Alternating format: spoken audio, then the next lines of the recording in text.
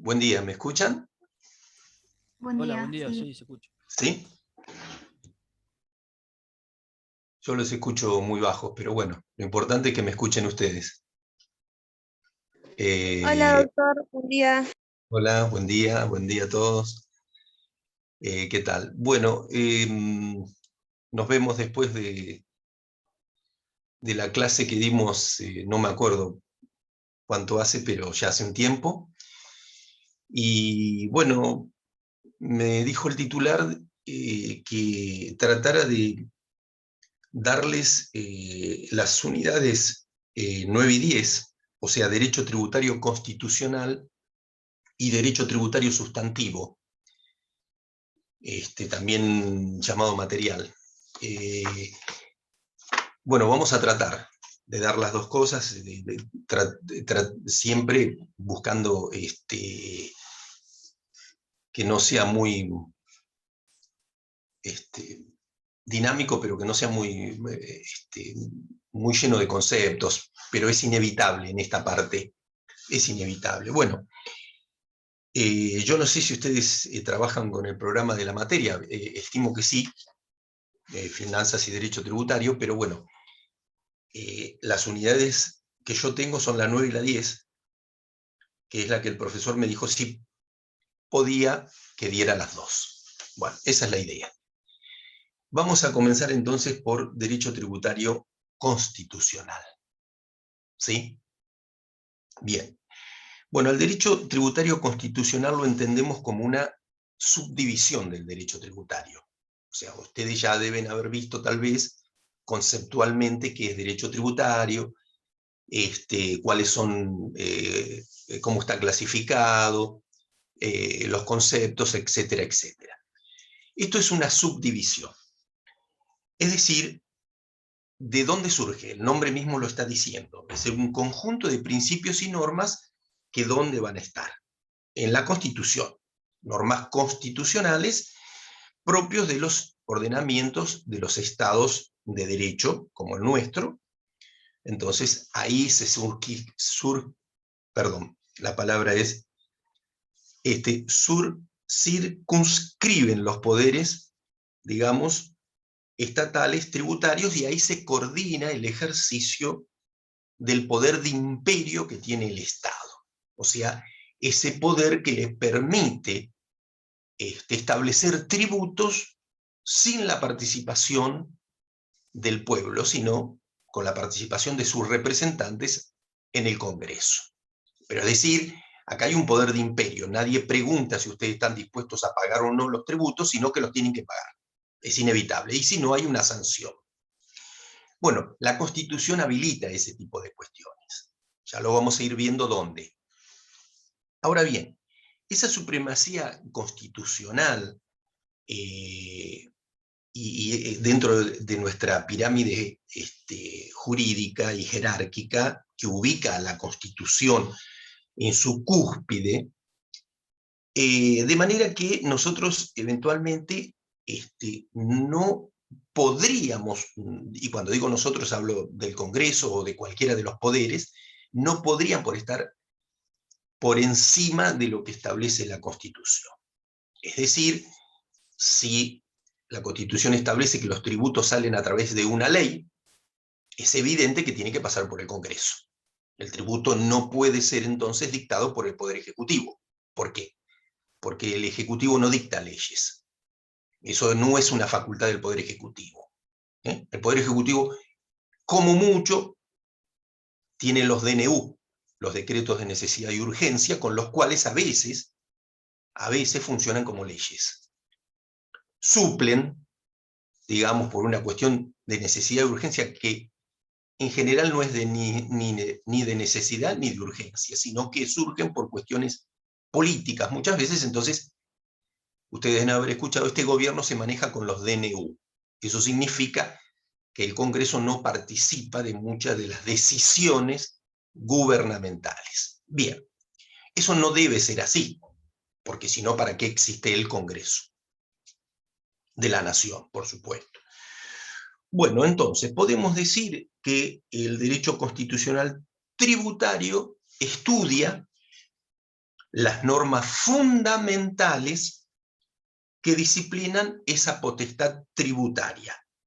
O sea, ese conjunto de principios y normas que están establecidas en la Constitución Nacional y también en las constituciones provinciales.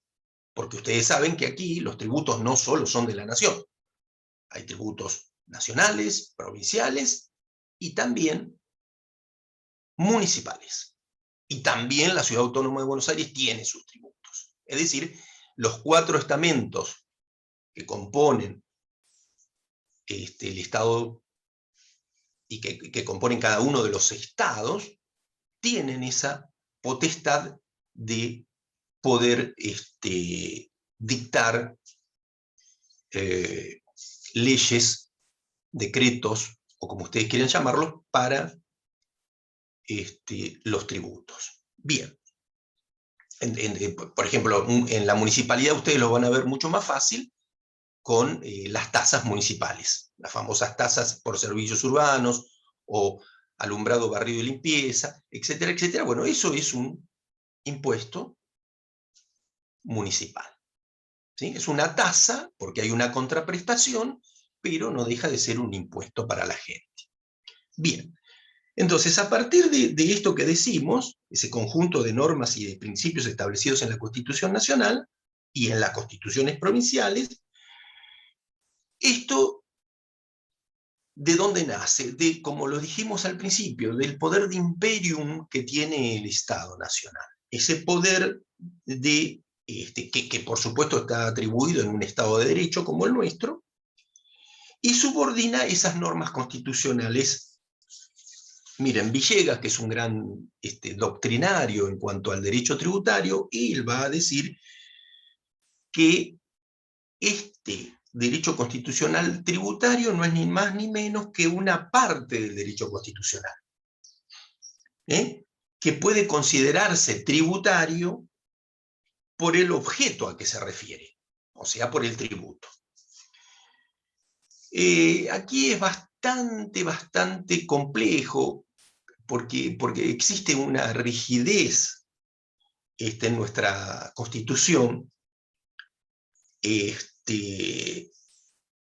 además existe el control constitucional judicial sobre ese tipo de leyes. Bien, bueno, vamos entonces a ir, ya creo que el concepto les tiene, más o menos les tiene que haber quedado claro. No vamos a entrar mucho en la parte de historia, porque yo viendo aquí en el programa La Unidad 9 no se trata mucho el tema de la historia, pero ustedes sepan que este sistema económico financiero constitucional está también copiado en parte del liberalismo económico que surgió del sistema constitucional económico y financiero también de Estados Unidos. Y ahí es donde, fiel expresión de Alberdi, cuando sirve como teórico de nuestra Constitución, pero también la Constitución de Estados Unidos de 1787, de la cual nosotros abrevamos montones de artículos. Bien. El poder entonces tributario o esta facultad tributaria nace unilateralmente, porque, como les dije, el que la impone es el Estado. Y para crear esos tributos, ejerce ese poder de imperio a través de normas que nos obligan a cumplirlas. O sea, el contribuyente nunca pregunta si, o si se lo pregunta para sí mismo, pero no va a preguntarle al Estado si el impuesto es justo. Por ejemplo, pensemos en el IVA, impuesto al valor agregado. Un impuesto que no aparece como justo, porque lo pagan tanto los contribuyentes de menores ingresos como los contribuyentes de mayores ingresos. Es decir, no hay una distinción entre aquel que paga el IVA con ingresos pequeños que aquel que paga el IVA con grandes ingresos. Es decir, el mismo precio que paga un millonario por un producto en el mercado, con el impuesto al valor agregado, lo paga aquel pequeño contribuyente. Entonces no parece muy democrático el impuesto al valor agregado. Parecería, hablando de otro impuesto, mucho más democrático el impuesto a las ganancias, porque se tiene en cuenta el ingreso. Entonces, que está mal llamado impuesto a las ganancias, porque tendría que ser impuesto a los ingresos, porque no todos tenemos los mismos ingresos. Es decir, ¿qué buscamos con esto? Con esto estamos buscando que tanto la tributación que abarca impuestos, tasas y contribuciones, porque es una división de los impuestos, no todos los impuestos son iguales, entonces ahí lo que nosotros tenemos que ver es esta competencia tributaria que tienen los distintos estamentos y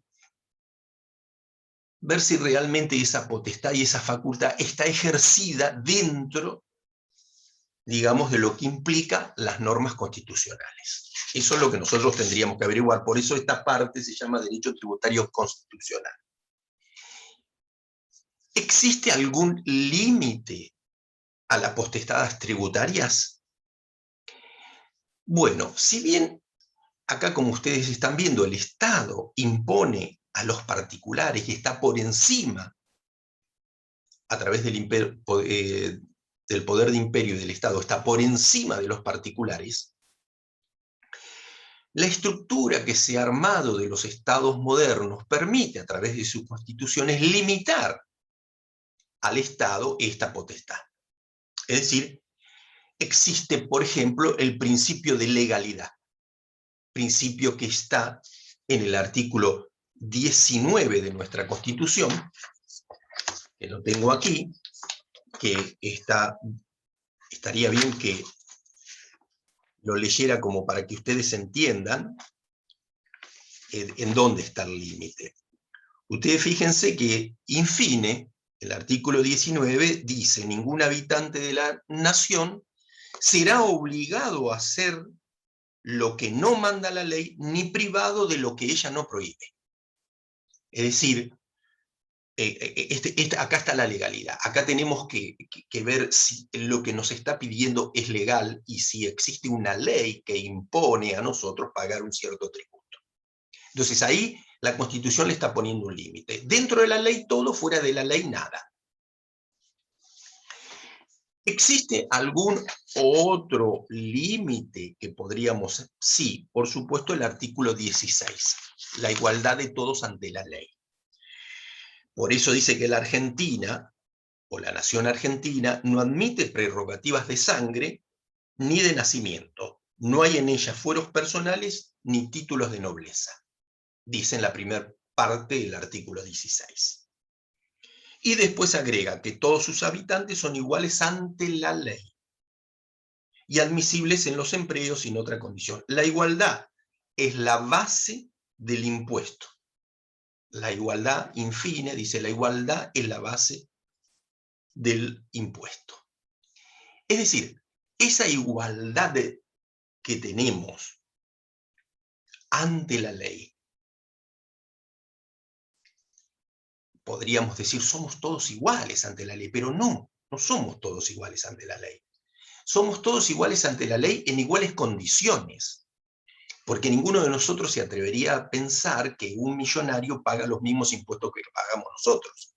Paga otros impuestos, pueden ser más, pueden ser menos, pero pagan otras cosas. ¿Por qué? Porque es la igualdad de los iguales, la igualdad ante la ley, ante las mismas condiciones. Dos ricos se parecen en las mismas condiciones probablemente en el pago de sus impuestos, o dos personas que le ingresan 100.000 pesos, 200.000 o 300.000 pesos por mes, seguramente van a estar en igualdad de condiciones porque la ley le va a decir que el hecho imponible y que el mínimo imponible es tanto, etcétera, etcétera. Pero aquel que tiene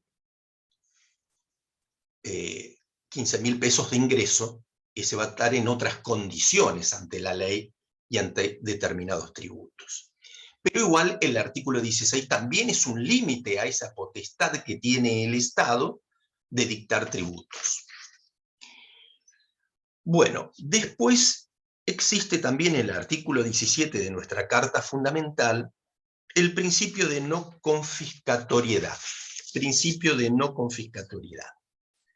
Y ahí, infine del artículo 17, dice: la confiscación de bienes queda borrada para siempre del Código Penal argentino. ¿Sí?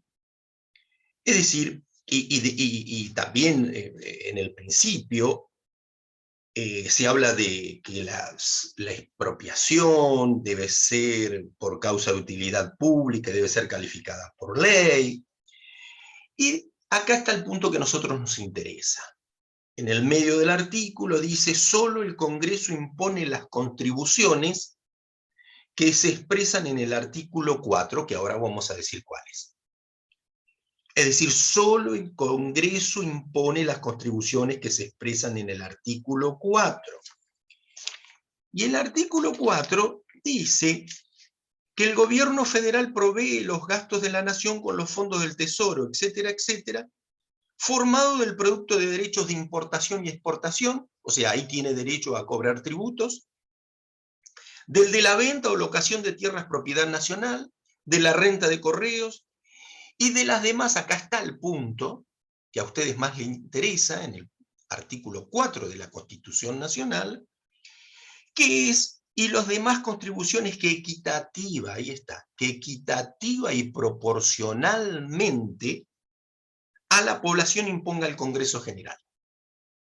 Cuidado con esto de equitativo y proporcionalmente, ¿sí? Porque aun cuando aparezcan como conceptos ¿qué es equitativo? Podrían preguntarse ustedes. ¿Qué es proporcional? Bueno, proporcional, podríamos decir proporcional a los ingresos que tiene cada contribuyente. Y equitativo tiene que ver con la equidad que tienen que tener los contribuyentes que están bajo una misma norma o que están atravesados por una misma norma. Es decir, conceptos que la Constitución tuvo que poner para que el Estado no sobrepase esa facultad que prácticamente es más que una facultad, esa potestad que tiene para imponer tributos, solamente dictando leyes sin la participación del pueblo directamente, sino que el pueblo participa a través de sus representantes. Pero el problema es cuando a mí los representantes no me representan. Es decir, que ahí tenemos un problema. Respeto al Congreso, porque ese es el Estado moderno y se maneja con los tres poderes: ejecutivo, legislativo, judicial, pero puedo no estar de acuerdo con determinados tributos. Este es un país que se destaca por la excesiva cantidad de tributos. Pero además de eso, este es un país que se destaca porque la gente está en contra de todo eso y que muchas veces es una cuestión recaudatoria. En la Argentina, por años, ha sido el impuesto una cuestión recaudatoria y entonces hay una cantidad enorme de impuestos que, como les dije, atraviesa los 4 estados. Y eso es imposible de volver para atrás. Porque si el Estado no recauda, no puede cumplir con sus obligaciones. O sea, ¿para qué recauda el Estado? Bueno, el Estado, ustedes saben que recauda para todo aquello que debe sostener, para el bien público. El Estado recauda para que ustedes puedan estudiar. Por eso la Universidad Nacional, ustedes no deben pagar una cuota mensual para estudiar. ¿Pero ustedes creen que al Estado eso no le cuesta? Sí, claro, le cuesta. Pero esa gratuidad de las universidades nacionales significan una erogación para el Estado que sale de los tributos. La defensa de nuestras fronteras, la defensa de nuestros mares, de nuestro aire, espacio. Es decir, la salubridad. ¿De dónde salen los presupuestos para pagar las vacunas? más allá de que sean pocas, ¿de dónde sale? Del presupuesto del Estado Nacional, que por supuesto no lo tiene previsto, porque nadie tiene previsto una pandemia, pero se sale a través de la recaudación tributaria. Es decir, que la recaudación tributaria es todo para el Estado, es todo. Ustedes me dirán, ¿es el único ingreso que tiene? No, el Estado tiene otros ingresos, por supuesto, pero la principal es a través de los tributos. Bien, ¿quién le da esa potestad tributaria a la nación, tanto a la nación como a las provincias? Bueno, ustedes con leer el artículo 1 les bastaría de la Constitución Nacional. La nación argentina adopta para su gobierno la forma representativa republicana federal. Representativa. A nosotros tenemos representantes, no gobernamos directamente, el pueblo. Republicana. Los tres poderes, ejecutivo, legislativo y judicial.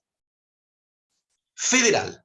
El sistema nuestro, ustedes saben que es federal, no es una confederación, sino que es una federación, un sistema federal.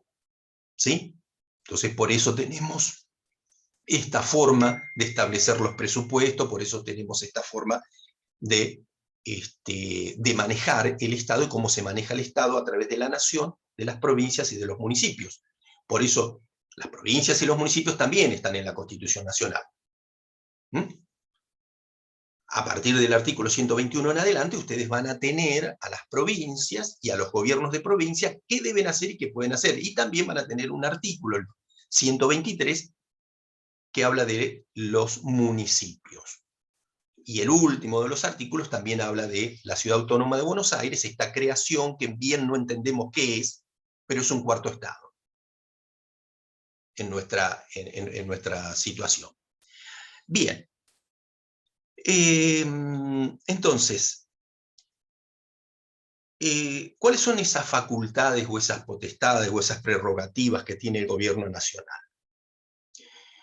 Bueno, podemos dividir las facultades impositivas del gobierno federal en la siguiente. Tenemos las exclusivas, facultades exclusivas. Por ejemplo, los derechos aduaneros, ¿sí? O sea, los derechos de importación y exportación, en modo permanente. Lo dice el artículo 4, lo dice el artículo 9, y lo dice el artículo 75, que ahora lo vamos a leer, ¿sí?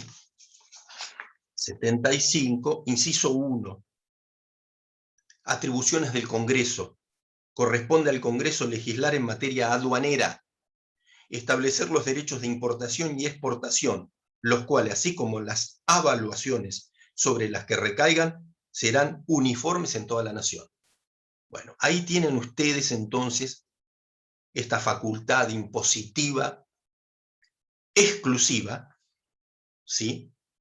Como también pasa lo mismo en el artículo 126, ¿verdad? Que las provincias no ejercen el poder delegado a la nación.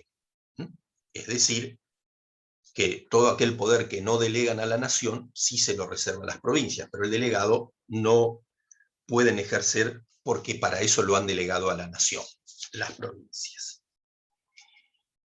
Bien, después tenemos otra división de las facultades impositivas, que es las concurrentes. Primero hablamos de las exclusivas, ahora vamos a hablar de las concurrentes. Se trata después de los impuestos llamados indirectos, es decir, que corresponden a la nación, pero en concurrencia con las provincias. Por eso son concurrentes. Y ejercido en forma permanente. Ahí tenemos que ver el artículo 4, que ya lo leímos, y vamos a leer el 75, inciso 2, dentro de las atribuciones del Congreso, que habla de imponer contribuciones indirectas como facultad concurrente con las provincias. Como facultad concurrente con las provincias. Ahí concurren ambos. Bien. Y nos quedan finalmente las transitorias. Estos son tributos directos, que también están en el artículo 75, en otra parte que ahora voy a leer, y que pueden ser exclusivos o superponerse a otra provincia. Y acá esta superposición puede crear un problema. ¿Sí?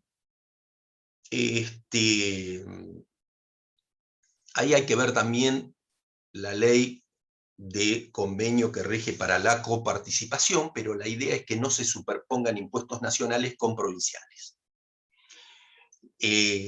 Punto seguido a lo que dije en el 75, inciso 2, se habla de imponer contribuciones directas por tiempo determinado, proporcionalmente iguales en todo el territorio de la nación, siempre que la defensa, seguridad común y bien general del Estado lo exija. Entonces acá arrancamos con las contribuciones primero directas y después arrancamos con las contribuciones indirectas. Unas, como dijimos, exclusivas y otras, como dijimos, concurrentes.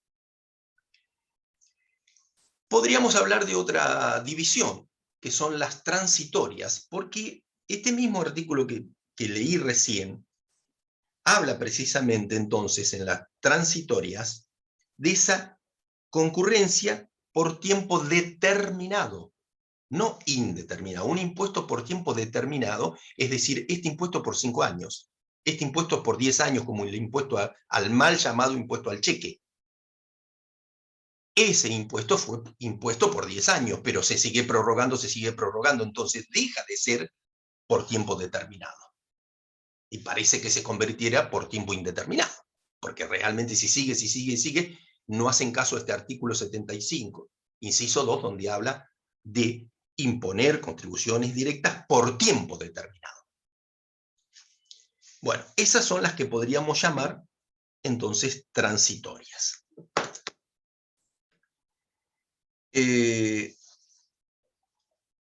Bien, seguimos. Como dije, el artículo 4 enumera los tributos cuyo establecimiento está atribuido al Estado federal, lo dijimos recién. ¿Para qué? Para enfrentar todos esos gastos que también lo dijimos recién. Ahora, ¿cómo podemos interpretar este artículo 75, inciso 2, en concurrencia con ese artículo 4? Algunos autores hasta llegan a decir que con luego de la sanción de este artículo, el 75, inciso 2, algunos piensan, desaparece el federalismo fiscal, no el federalismo. Y también, de alguna manera, la responsabilidad fiscal de las provincias. Eso se interpretan algunos autores. Es un tema como para verlo muy puntillosamente, que no es la idea ahora. ¿Sí? En cuanto al impuesto aduanero, ya los dije, a los derechos aduaneros, habiendo significado el país, y al establecer solo aduanas exteriores y nacionales, el 4 refuerza un poco eso, ¿sí? Entonces se enuncia que esos derechos aduaneros, ¿cuáles? De importación y de exportación, pertenecen exclusivamente a la nación. Ahí no participan ni las provincias ni nadie. Pero cuidado, porque el 75 dice algo muy importante en su inciso 2. Dice, las contribuciones previstas en este inciso, con excepción de la parte o el total de las que tengan asignación específica, son coparticipables. Cuidado con esta parte. Son coparticipables, ¿qué es decir? Que coparticipan las provincias también. Y coparticipar significa tienen un porcentaje de estas, ¿sí? Solo el inciso 2. Tienen un porcentaje de estas que son las que finalmente terminan salvando a las provincias que no tienen ingresos. Nosotros sabemos que muchas provincias del norte tienen problemas importantes por falta de producción o porque no tienen alguna materia prima que los distinga, entonces dependen mucho de esta coparticipación. Ni que hablar de los municipios. Municipios que no existirían si no coparticipan con las provincias en sus ingresos. No existirían directamente porque no tienen no son municipios importantes y no tienen recaudaciones importantes, y cómo hacen para manejar todo lo que tiene que manejar un municipio. Bien, entonces, el 4 también, recuerden que hablaba y establecía rentas nacionales, dice, las demás contribuciones que equitativa y proporcionalmente, ¿se acuerdan que yo dije?, a la población imponga el Congreso. Esto ha creado mucha controversia este artículo, ¿no? Para interpretarlo, yo no voy a entrar en esa discusión porque es doctrinaria, pero ustedes, vuelvo a repetirle, lo importante es que quede en claro que es el Congreso que dicta esas leyes tributarias. Cuidado con esto, porque en algún momento, como el Poder Ejecutivo tiene facultad para establecer derechos en lo que tenga que ver con la exportación e importación, ahí ha aparecido alguna vez algún impuesto, como el impuesto a la soja, como un derecho de exportación, lo cual lo saca del concepto de tributo y lo pone en otro lugar. Y al sacarlo del concepto de tributo, el Poder Ejecutivo podría dictar ese derecho a la exportación, lo cual es peligroso porque dijimos que los tributos los tienen que dictar o tienen que salir a través de leyes del Congreso. No lo digo yo, lo dice el artículo 75, que le corresponde al Congreso legislar sobre contribuciones indirectas, directas y sobre materia aduanera. Bien. ¿Existen facultades para las provincias impositivas? Sí. Sí, por supuesto que sí. ¿Y qué le corresponde? Bueno, el sistema impositivo de la Constitución Nacional dice que las provincias tienen o pueden cobrar los siguientes impuestos. Los indirectos, que recién hemos mencionado, si bien corresponde al Congreso imponer esas contribuciones indirectas, son concurrentes, ¿recuerdan que dijimos eso?, entre la nación y las provincias, y en forma permanente. Los directos, no los indirectos, contribuciones directas por tiempo determinado, ¿se acuerdan que dijimos? Está en el 75, inciso 2, en forma exclusiva y permanente, salvo que la nación haga un uso excepcional, que haga o establezca ese tipo de impuestos, pero excepcionalmente ahí donde no participaría la provincia. Pero, para que les quede claro, decimos concurrentes porque las provincias tienen que participar. Por ejemplo, para la defensa, si la nación decide algo para la defensa de nuestras fronteras, o para la seguridad, etcétera, etcétera, bueno, podría ahí hacer uso excepcional de esa facultad para ese tipo de exigencias que le exigen a la nación. Bien. ¿Tienen facultades impositivas los municipios? Sí, la Constitución Nacional les reconoce facultades o potestades tributarias, sí, a los municipios. Fíjense ustedes, si nosotros leemos el artículo 123 de la Constitución Nacional, por supuesto de la que es vigente, de 1994, de esa Constitución estamos hablando, no de otra, ¿no?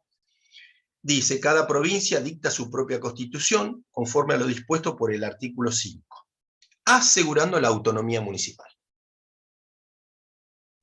Y después, después dice, el mismo artículo 123, dice, y reglando su alcance y contenido en el orden institucional, político, administrativo, económico y financiero.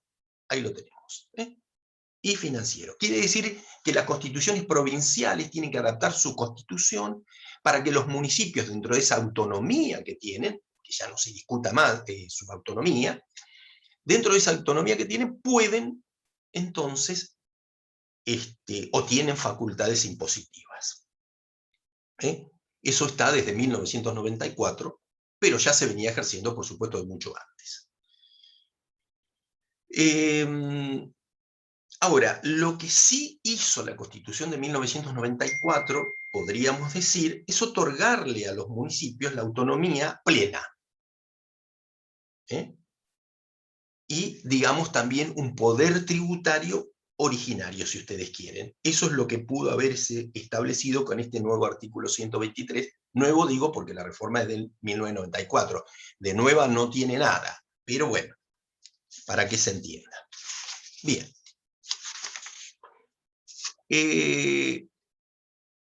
Algunos principios constitucionales ya los hemos dicho, pero los vamos a repetir. ¿Cuáles son los principios constitucionales?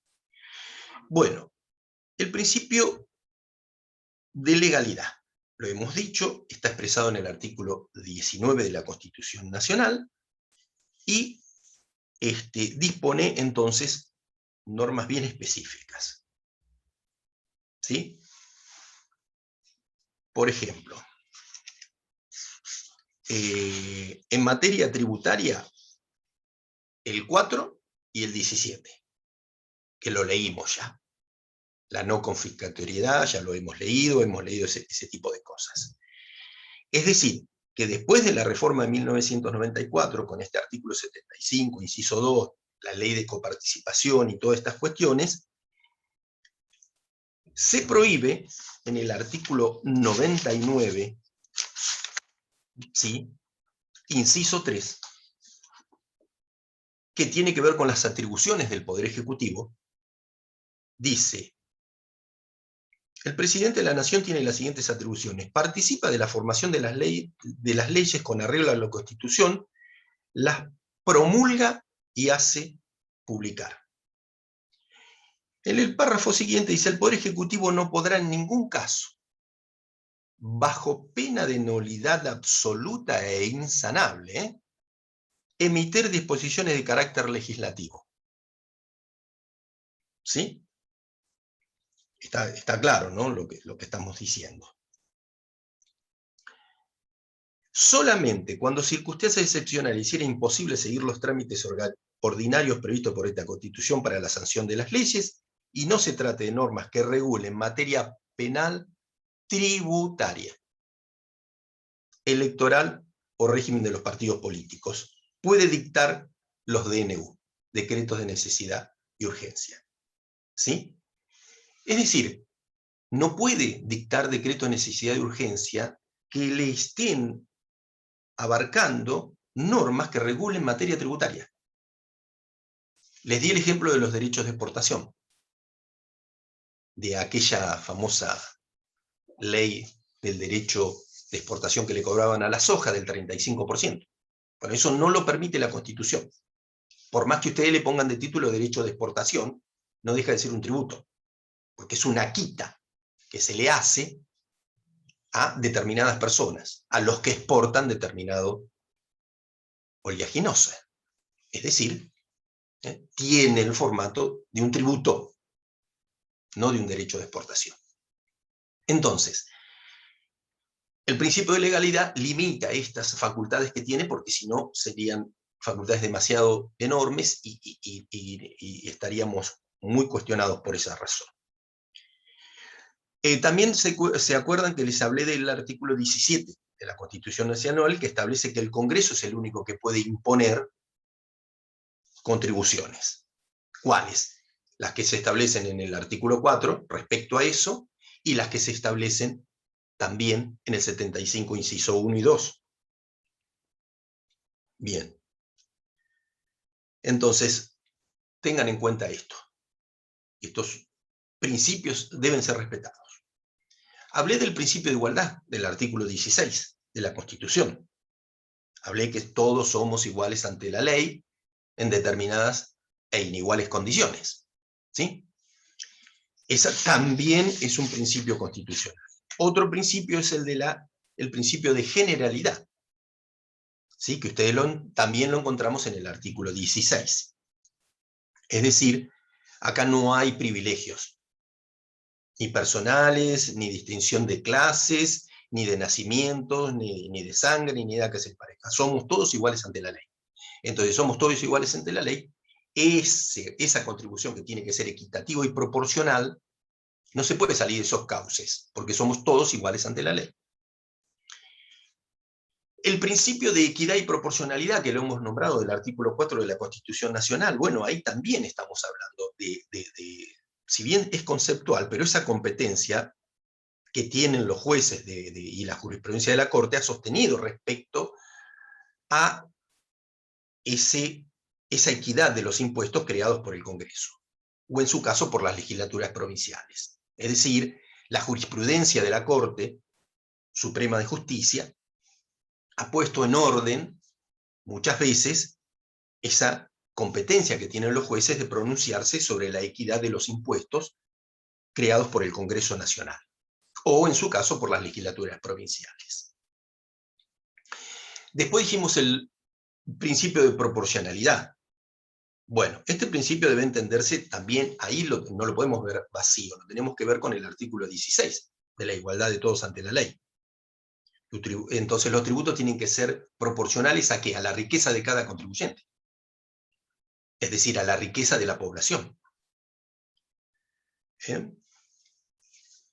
Y ustedes fíjense que el 75 vuelve a repetir eso, porque el 75, en el inciso 2, habla de proporcionalidad. Dice, imponer contribuciones, imponer contribuciones directas, proporcionalmente iguales en todo el territorio de la nación. O sea que el 75 vuelve a hablar de la proporcionalidad. Entonces, entre lo que dice el 4, entre lo que dice el 75, inciso 2, que dispone que esas contribuciones directas que imponga el Congreso, ¿sí?, tienen que ser proporcionalmente iguales en todo el territorio de la nación. Nos queda el principio de no confiscatoriedad, lo hemos dicho, está en el artículo 17. O sea que se limita también esa capacidad tributaria que tiene el Estado de no pasar límites, de no sobrepasar esos límites en la propiedad del contribuyente. Ustedes son propietarios, tienen propiedad, y esas propiedades que tienen no pueden ser avasalladas, digamos, y no pueden ir más allá del patrimonio del contribuyente. También ahí hay jurisprudencia de la Corte respetando cuando se imponen, se salen de esos límites. Es decir, esos son principios, pero también hay límites que se parecen mucho a estos principios. Y los límites al poder de imposición, o sea, al poder cobrar tributos, también lo tenemos que analizar en consonancia con lo que hemos dicho. Es decir, también decimos que el principio de legalidad es un límite. El principio de legalidad le pone un límite a las facultades. ¿Un límite qué? Y la propiedad es inviolable, dice el artículo 17. Con lo cual, garantiza la propiedad como inviolable. Y si bien le atribuye al Congreso Nacional la facultad de imponer contribuciones, en el 4, cuidado con este límite de que la propiedad es inviolable y que además no se puede sobrepasar si se va por encima de esa proporcionalidad y esa equidad. También tenemos un límite en el principio de legalidad, lo hemos dicho, o sea que acá ustedes van a ver que estoy hablando de límites y también se parece mucho a lo que hablamos anteriormente de los principios. Entonces, principios y límites están en consonancia unos con otros y se parecen mucho, porque juegan este papel de ser principios, pero además de ser límites a ese poder de imposición que tiene el Estado. Entonces, ya también vimos el de generalidad del artículo 16. Entonces, acá, en todos estos temas, y esto de ver la capacidad contributiva de cada uno de los particulares o de los contribuyentes, acá la jurisprudencia es la que hace ese juego de control y ese juego de respetar este principio de equidad, de proporcionalidad. La Corte, ¿por qué? Porque muchas veces se avasallan esos derechos a través de imposiciones que son injustas y que lo que se hace es medir esa capacidad contributiva que tiene el contribuyente y la Corte tiene que salir a poner algún tipo de límite a esa capacidad. ¿Sí? Por eso la jurisprudencia ustedes tienen que tenerla muy en cuenta. En cuanto a la garantía de la igualdad, lo vamos a volver a repetir varias veces, y ya los digo, ustedes tienen que ir al artículo 16, y si encuentran, busquen jurisprudencia, ¿sí? La Corte ha evolucionado muchísimo en los fallos, a través de muchos años, y precisamente estableció que la igualdad del artículo 16 importa en relativo a los impuestos, establecer que en condiciones análogas, deberán imponerse gravámenes idénticos a los contribuyentes. Pero en condiciones análogas deben imponerse gravámenes idénticos a los contribuyentes. Quiere decir que si yo estoy en una situación análoga con otro contribuyente, pero a mí me hacen pagar más un gravamen, o me imponen un gravamen, y yo tengo la misma capacidad tributaria que el otro, ahí estamos diciendo que la Corte dice deben imponerse gravámenes idénticos en los contribuyentes. Eso es un fallo viejísimo, del año 1923. Es decir, también recientemente ha hecho hincapié en eso, ¿no? Tratando de que no se escape al control judicial ese tipo de cuestiones. Bien.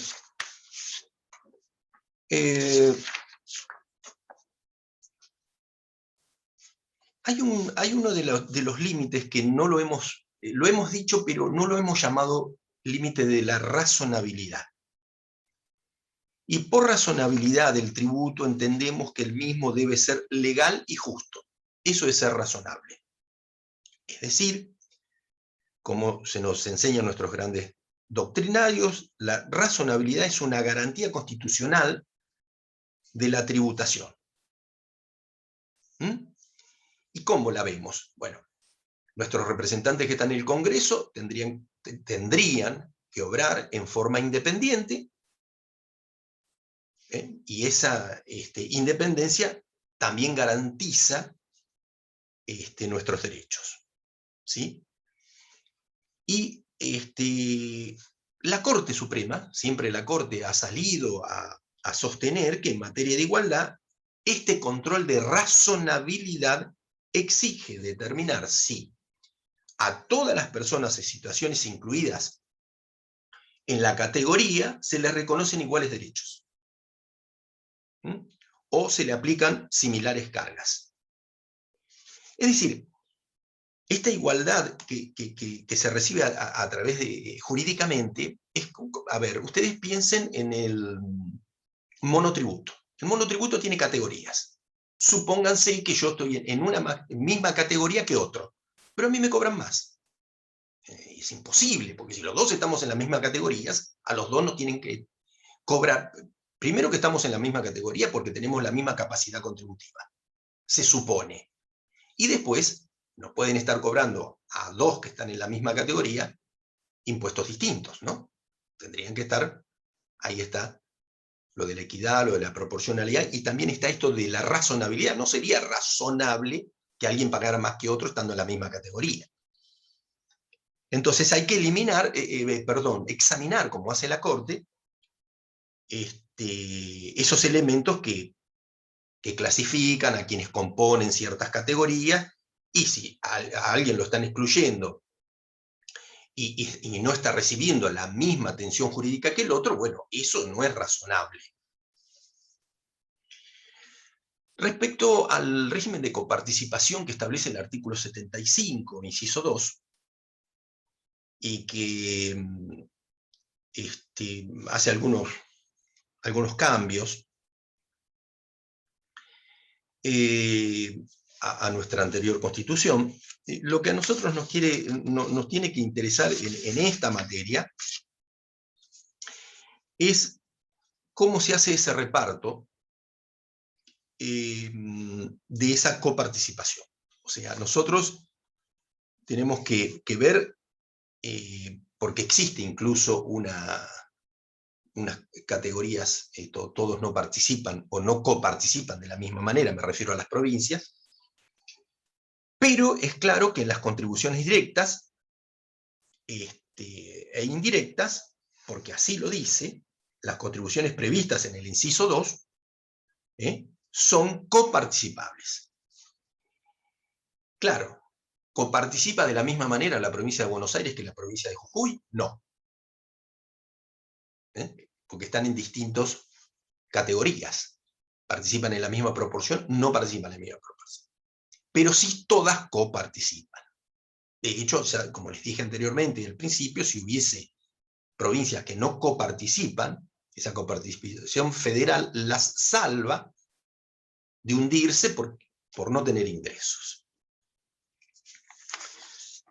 Bueno.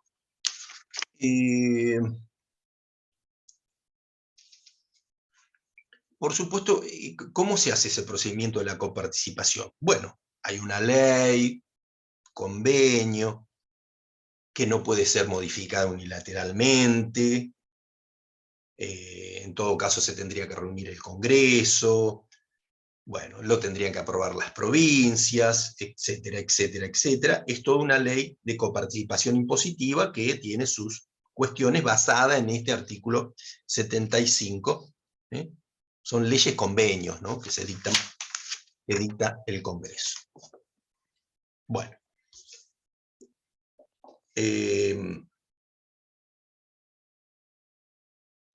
Bueno, ¿se entendió? Hasta acá hemos dado toda la parte de derecho tributario constitucional. ¿Sí? Vamos a avanzar un poquito más. Doctor, ¿se entendió? ¿Se entendió? Bueno, gracias. Gracias, Karen. Bien, acá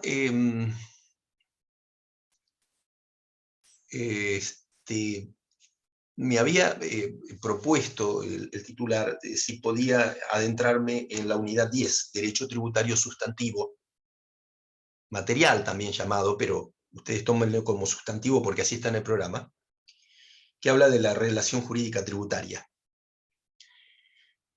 Bueno, aquí el derecho tributario material o sustantivo tiene que hablar, o está relacionado, perdón, con el vínculo jurídico que se establece entre ¿quién? Entre el Estado y los sujetos pasivos, como motivo de esos tributos creados. Es decir, nace una relación Estado-contribuyente. En esa relación nace un acreedor, que es el Estado, y nace un deudor, que es el obligado al pago, el contribuyente. Esa, digamos, mientras dure esa creación del tributo, está orientada a ciertas personas. No todos tienen capacidad tributaria.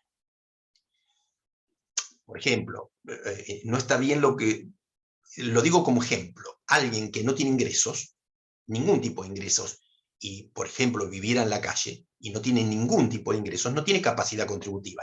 ¿Qué le podríamos estar cobrando? Se le puede estar cobrando, por ejemplo, tal vez, el IVA sí se le puede cobrar a esa persona que está en la calle si en algún momento alguien le diera dinero para que lo pudiera gastar en alimentos, por ejemplo, ¿no? O en ropa. Pero en la base de la cuestión no tiene capacidad tributaria, porque no tiene ingresos. Quien no tiene ingresos y no tiene riqueza no tiene capacidad tributaria. En general la gente tiene capacidad tributaria. Que no pague los impuestos es otro tema. Algunos no lo pagan porque no pueden y no tienen, y otros no lo pagan porque hacen mal en no pagarlo. No lo pagan porque no tienen ganas.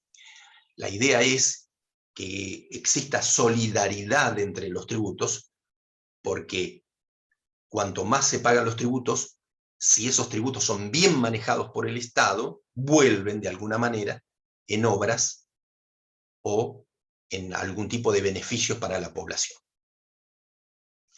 Acá se pueden discutir muchas cosas, cuidado con esto, no vamos a entrar en discusiones políticas, pero sí, muchos de los tributos van a gente de menores recursos, es decir, aquellos que no tienen ingresos. Entonces, al no tener ingresos, difícilmente puedan pagar un impuesto. Entonces, para regular esta relación jurídica nacida de la obligación, que tenemos un acreedor que es el Estado y un deudor que es el contribuyente,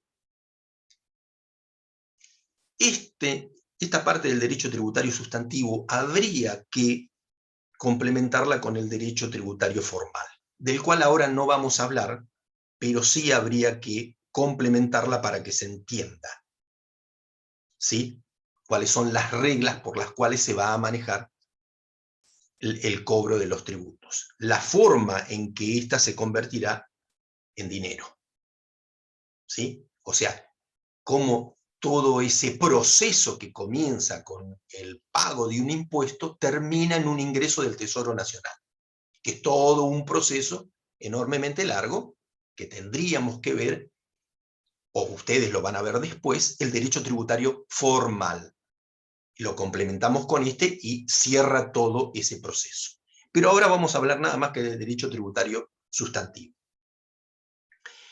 Este contiene el hecho imponible. O sea, el derecho tributario sustantivo contiene el hecho imponible. Y además de contener el hecho imponible, que ya vamos a decir qué es, contiene todas sus consecuencias jurídicas. ¿Sí? Podemos decir entonces que el hecho imponible es un presupuesto de naturaleza jurídica o económica, es un presupuesto. Presuponemos tal situación de naturaleza jurídica y económica que lo fija la ley, ¿sí? A cada tributo. Por lo tanto, este presupuesto legal hipotético, es hipotético, es el que da el origen a la obligación tributaria. Siempre y cuando no existan hipótesis legales que neutralicen ese impuesto. Por ejemplo, las excepciones. Existen exenciones y beneficios tributarios. Por ejemplo, alguien no está obligado a pagar tal cosa. Yo tengo un hecho imponible, pero tengo un mínimo imponible. Si a mí ese mínimo imponible no me alcanza, es decir, el hecho imponible es que todos aquellos contribuyentes que cobran más de 100.000 pesos van a pagar tal impuesto. Si yo cobro menos de 100.000, estoy exento de ese impuesto. ¿Se entiende? Y si estoy exento o tengo un beneficio tributario, no me alcanza ese tributo. Como no me alcanza a mí, estoy exento de pagarlo. No están exentos los que ganen 100.000 o más. Es decir, por eso el hecho imponible es un presupuesto hipotético. ¿Sí? Lo fija la ley. La ley dice, van a pagar el impuesto a la ganancia todas aquellas personas que tengan un ingreso mayor a 100.000 pesos. Por ejemplo, ¿no? Bueno, los que ganan 99.000 no tienen por qué pagarlo. Después hay una sujeción activa y pasiva de la obligación tributaria. Es decir, establecen quién es el sujeto activo y quién es el sujeto pasivo. La ley misma establece. Los sujetos pasivos siempre son los contribuyentes. Son los deudores de la obligación tributaria. Y el sujeto activo dependerá, pero en general, dependerá si es la nación, la provincia, el municipio o la ciudad autónoma de Buenos Aires. ¿Sí? Pero, por supuesto, siempre es el Estado, porque lo acabamos de decir al principio. Se convierte el Estado, nacional, provincial, municipal o el de la ciudad autónoma de Buenos Aires, en acreedor. Y en deudor, aquel que tenga la capacidad tributaria para pagar ese tributo. Después existen elementos cuantitativos para magnificar la pretensión pecuniaria fiscal, como les dije. Cuantitativos, no cualitativos. Cuantitativos. Como les dije, si el mínimo imponible es tanto, bueno, ahí entran algunos y otros no. Después existen los modos de extinción de la obligación tributaria, que los vamos a decir. ¿Cómo se extingue la atribución? En general por el pago. Pago y se extinguió. Pero puede haber otros. Puede haber otros. Y finalmente podemos hablar de privilegios y garantías en materia tributaria. No finalmente, porque nos queda la causa. Porque la causa es un elemento jurídico que integra esa relación obligacional. ¿Cuál es la causa? ¿Por qué cobro esto? O sea, ¿por qué ese impuesto en base a qué? ¿Por qué el impuesto a los ingresos? ¿Cuál es la causa? ¿Sí? ¿Cuál es la causa del impuesto que cobre sobre los alimentos? ¿Sí? A ver, acá hay un chat, ya lo vimos a este tema la clase anterior. Bueno, ya lo vieron la clase anterior, me dice aquí Franco, ¿eso es verdad? Si no, no lo damos. ¿Lo vieron? ¿Hola? Sí, profe, lo vimos mucho más desarrollado. Mucho más desarrollado. Sí, sí, sí, sí. O sea, estuvimos toda la clase hablando de esto. Bueno. Y Mucho hablamos más. del hecho imponible. Sí. No, ojo, perdón, yo recién empecé con el tema, ¿eh? Sí, sí, sí, sí, sí, sí. O sea, que Pero estuvimos hablando de esto, es verdad. lo vas a ver tan extenso si yo lo diera como lo viste en la clase anterior. Lo que pasa es que recién empiezo, pero recibo un chat en alguien que me dice, este tema ya lo vimos. Sí, es verdad, creo que lo vimos. ¿Quién se los dio? ¿El doctor Jiménez? Sí. ¿El doctor Jiménez? Sí, sí. No. Bueno. ¿Saben mi nombre? Sí, porque lo leen ahí. Pero no lo saben. Bueno.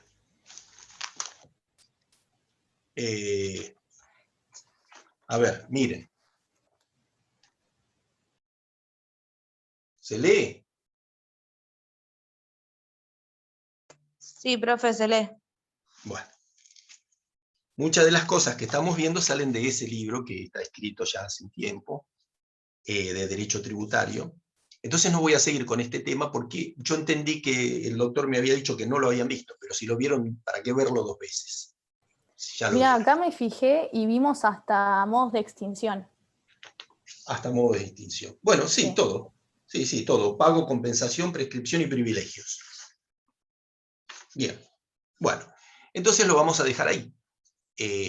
Porque la idea es no superponer los temas. Si los temas ya fueron dados, mejor lo dejamos ahí. Tengan en cuenta, yo después iba a hablar de un concepto, iba a ser un concepto más amplio de hecho imponible y una clasificación y todo, pero es evidente que lo vieron. Y ténganlo en cuenta porque es un tema muy importante porque tiene que ver con la obligación tributaria y con la capacidad y con los conceptos, porque esto es todo, la relación entre sujeto activo y sujeto pasivo es todo. Entonces, esto del hecho imponible, este presupuesto de naturaleza jurídica y económica, ténganlo en cuenta, porque es algo que es muy importante. No sé cómo va a ser, ni sé si le dijeron cómo va a ser el parcial. ¿Ya dieron parcial? No. ¿Tienen fecha? Sí. ¿El 13 puede ser? ¿O no? Creo que Creo el que es el 18. 18, perdón. 18. Bueno, averigüen. No sé si es el 13 o el 18. Gastón Arrachea. Gastón Arrachea, ese apellido, ¿cómo me suena? ¿Tu papá se llama Facundo? No soy de Mar del Plata, así que no creo. ¿De dónde sos? De González Chávez. Ah, mirá, yo soy de San Cayetano. Pasa que hay una inmobiliaria. Ah, ¿sí? Sí. Ah, mirá, ¿Viste? qué coincidencia. Qué coincidencia, muy cerquita, ¿eh? González Chávez está muy cerquita de San Cayetano. Pero 20 yo kilómetros. nací, ¿eh? 20 ¿Cuántos kilómetros. kilómetros? 20 20. kilómetros. 20, Sí. bueno, 20. Fíjense ustedes, los pueblos del interior de la provincia de Buenos Aires. Lo que pasa es que yo me vine cuando tenía 8 años, así que ya ni sé cómo está el pueblo. Pero, bueno, no, tengo un compañero que se llama Arrachea, Facundo Arrachea. Un compañero de trabajo, por eso te preguntaba. No Arrechea, Arrachea como vos. A ver,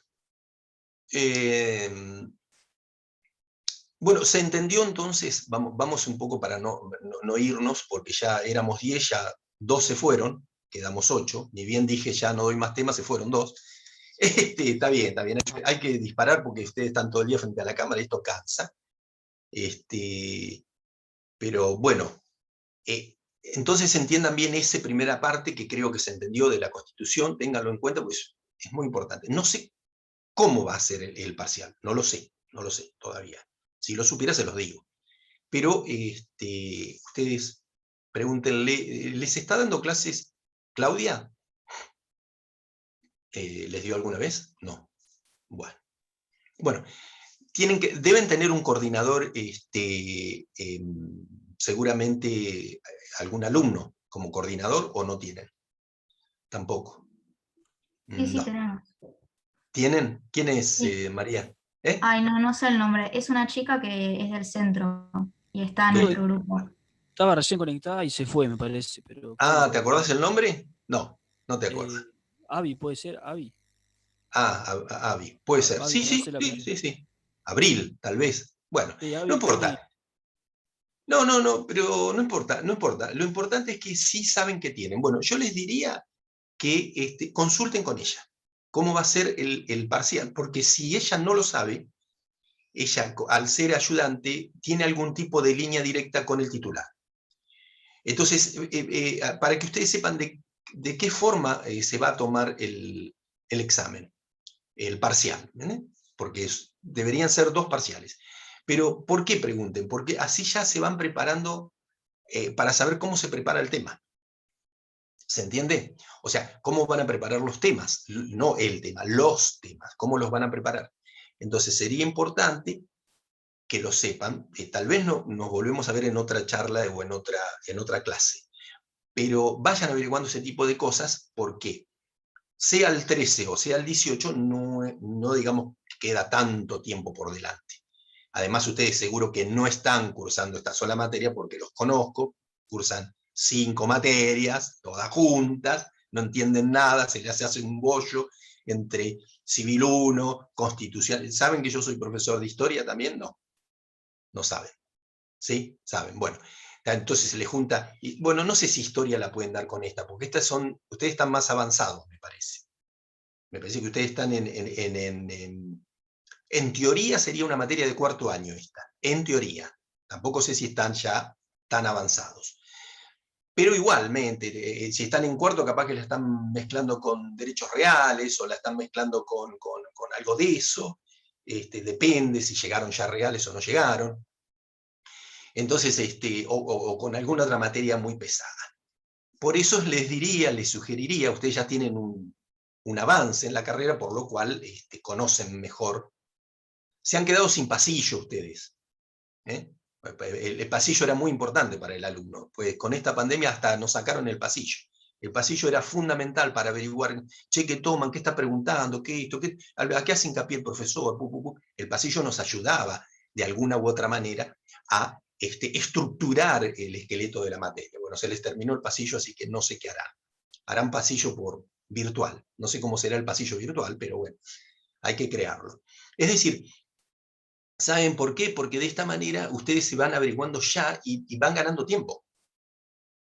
No sé, por eso vuelvo a repetir, no sé si va a ser múltiple choice, no sé si va a ser una monografía, no sé si va a ser preguntas, no sé si va a ser así, como estamos ahora y preguntando sobre los temas, no lo sé. Pero para eso está el coordinador. Pregunten al coordinador cómo va a ser el parcial, y si él no lo sabe, lo va a preguntar al titular. Y el titular se los va a decir. Bueno, el parcial va a ser de esta manera. Entonces ustedes ya de esa manera se van preparando. Bueno, espero que les haya servido la clase. Y bueno, cualquier cosita nos mantendremos en contacto. Yo le voy a avisar al titular cuál fue la unidad que di, y respecto a la otra les voy a decir que ya se las había dado el otro profesor. ¿Sí? Bueno, un gusto, Sí, ¿eh? profe, Nos estamos gracias. viendo. Chao. Muchas Chao, hasta gracias. luego. No, por favor, al contrario. Chao, chao.